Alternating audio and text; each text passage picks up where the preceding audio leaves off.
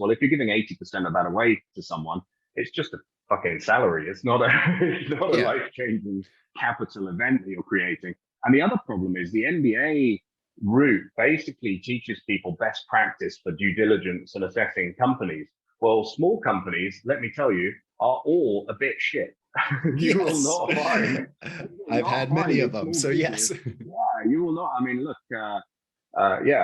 anyone that's been there and done it will understand that, running a small business is a little bit of a juggling act between various different, things. I often describe it as robbing Peter, but not always paying Paul.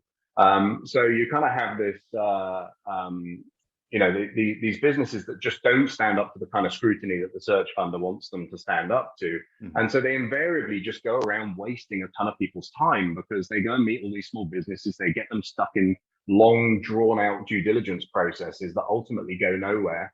And they have this kind of analysis paralysis where they just don't get the deal done.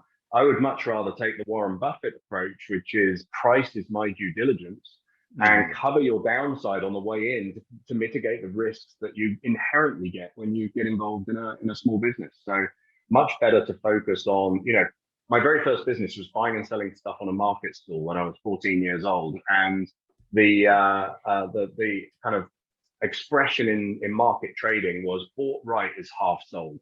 So the price going in is half of the job. Selling it is the other half. But actually getting in at the right price is most of most of the work. And it's exactly that with businesses. You need to be positioned right in the first place to be able to capture the upside going through. No, that is a great analogy, and kind of looking at it